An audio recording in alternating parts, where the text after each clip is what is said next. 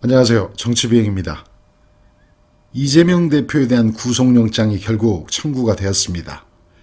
윤석열 검찰의 의도대로 결국 영장을 청구하고 이제 국회에서의 체포 동의안 절차로 넘어가게 됐습니다.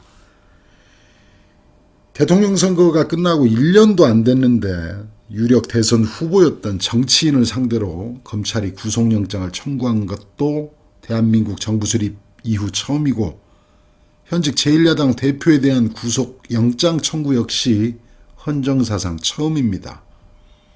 윤석열 정권이 결국 스스로 자멸의 길로 접어든 겁니다. 대한민국을 볼모로 잡고 이재명 죽이기로 스스로 권력을 유지해보려는 마지막 발악으로 역사에 남을 겁니다. 윤석열 검사 독재 정권이 이재명 당대표에 대한 구속영장을 청구했습니다. 경천 동지할 일입니다.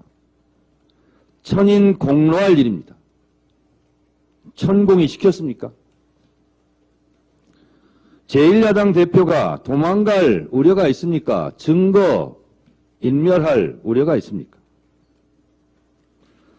내가 이재명을 죽이지 않으면 나와 내 아내가 무사하지 못할 것 같은 공포의 반론입니까? 총선이 걱정돼서 국민의힘 전당대회에 개입하고 갈라치기 쳐내기하고 대선이 걱정돼서 현재의 정적, 미래의 권력을 제거하려 합니까? 대의무 안전보장이 그렇게도 걱정되고 두렵습니까? 구속영장의 혐의 내용을 살펴보니 허접하기 짝이 없습니다. 배임과 뇌물죄 등 영장에 적시된 내용 고작 그 정도입니까? 1년 넘게 탈탈 털었으나 새로운 증거, 뚜렷한 증거는 제시한 바 없고 오로지 뻥카만 난무합니다. 이재명이 언제 어디서 돈 한 푼 받았다는 내용이 없습니다. 뭔지도 없고 뭔지 제조조차 실패했습니다. 이쯤 되면 잘못을 시인하고 물러감이 마땅하거늘 명백한 증거도 없이 실력도 없이 법정의 링에 오르겠다는 검찰이 처연합니다.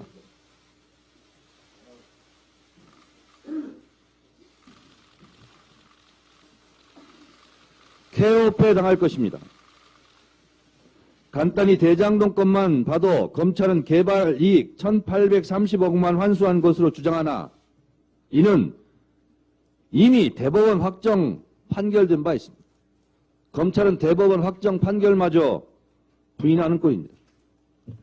이것이 2020년 7월 대법원에서 확정한 판결문입니다.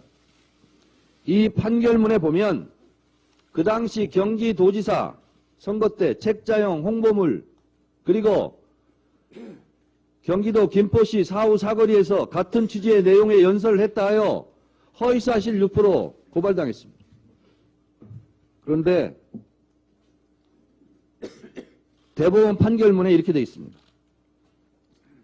대장동 도시개발 사업과 관련하여 개발이익 5,503억 원을 시민의 몫으로 환수하고 920억 원 대장동 지역 배후시설 조성비에 사용되었으며 2,761억 원은 일공단 공원조성사업비에 사용되었다는 이러한 사실은 모두 중요한 부분이 객관적 사실과 합치되고 그리고 이를 허위 사실의 공표로 볼 수 없고 피고인이 허위성을 인식하였다고 인정하기도 어렵다. 대법원에서 이미 이렇게 확정 판결했습니다. 5,503억 원을 환수했다는 것은 대법원에서 판결로 이미 입증해 주었습니다. 검찰의 구속영장에 적혀있는 1,830억 원만 환수했다는 것은 대법원 판결로 보면 거짓 주장입니다. 윤석열 검찰은 대법원 확정 판결마저 부정합니까? 검찰은 이재명 대표에 대한 보복 수사를 마치고 구속영장까지 쳤으니 법정에서 창피당할 날만 기다리면 되겠습니다. 이제 김건희 수사하십시오. 도이치모터스 주가 조작 의혹 사건 판결문에서 김건희의 공소시효는 남아있고 12시에 때려달라는 움직일 수 없는 증거가 있지 않습니까? 증거가 버젓이 공개된 쉬운 수사를 신속히 진행하십시오. 김건희 수사는 아무리 무능한 검사라도 구속 수사가 가능한 노다지입니다. 용산 대통령실은 김건희 계좌가 활용당했다는 듯이 피해자 코스프레를 하고 있는데 그럼 김건희 계좌가 해킹당하고 보이스피싱이라도 당한 겁니까? 그런 논리대로라면 김명신에서 김건희로 개명한 것도 김건희로 개명당한 것입니까? 논문도 표절당하고 학력, 경력도 조작당한 것입니까? 영어 문법으로 치면 능동태를 수동태로 바꾼 것 아닙니까? 언어 도단이고 문법 조작입니다. 손바닥으로 하늘을 가릴 수는 있습니다. 하늘이 알고 땅이 압니다. 지도새도 모르게 김건희 사건을 덮을 수 있다고 생각합니까? 하늘에서 날벼락이 치고 지도새도 들고 일어날 것입니다. 이재명 죽이기, 이재명 정적 제거 검찰농단은 결국 실패할 것입니다. 김대중 대통령이 죄가 있어서 사형 선고를 받았습니까? 김대중 대통령이 무슨 큰 잘못이 있어서 동경에 납치되어 수장될 뻔했습니까? 박정희 전두환의 김대중 죽이기도 실패했듯이 이재명 죽이기 작전도 실패할 것입니다. 김대중 대통령의 예에서 보듯이 정적은 죽인다고 죽지 않습니다. 김대중을 죽이려 했던 독재자 박정희, 독재자 전두환의 비참한 최후를 똑똑히 기억하기 바랍니다.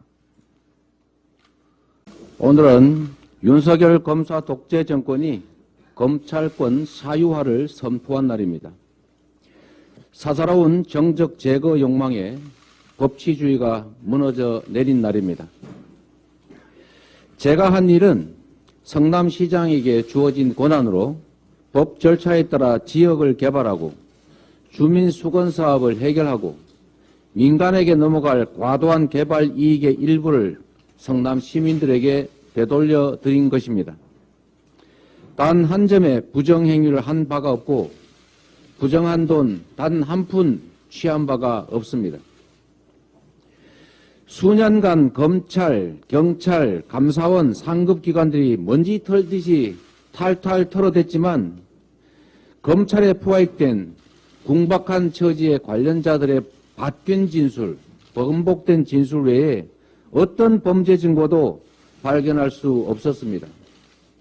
범죄 사실이 없었기 때문입니다. 물가 폭탄, 이자 폭탄으로 국민의 삶이 무너지는데 국정 절반을 책임져야 하는 제1야당 대표가 국민 곁을 떠나겠습니까? 일거수일투족이 지금처럼 생중계되는 제가 가족을 버리고 도주하겠습니까? 사상 최대 규모의 수사진에 의한 수년간의 수사, 100번도 넘는 압수수색에 수백 명의 관련자 조사를 다 마쳤는데 인멸할 수 있는 증거가 남아있기나 합니까? 가족들과 거주하는 주거가 분명합니다. 수치스럽기는 했지만 오라면 오라는 대로 검찰의 소환 요구에 응해서 조사에도 성실하게 임했습니다. 조금의 법 상식만 있어도 구속 요건이 전무하다는 것을 쉽게 알 수 있습니다. 이번 구속영장 청구는 희대의 사건으로 역사에 기록될 것입니다. 어떤 권력도 국민과 진실을 이기지 못합니다. 이승만 정권의 조봉암 사법살인, 박정희 정권의 김영삼 의원 제명, 전두환 정권의 김대중 내란 음모 조작 사건까지 독재 권력은 진실을 조작하고 정적을 탄압했지만 결국 독재자는 단죄되었고 역사는 전진했습니다. 국민의 고통을 외면하고 국가 권력을 정적 제거에 악용하는 검사 독재 정권은 반드시 국민과 역사의 심판을 받을 것이다. 이 점은 분명한 역사적인 진실입니다. 검사 독재 정권의 헌정 질서 파괴에 의연하게 맞서겠습니다.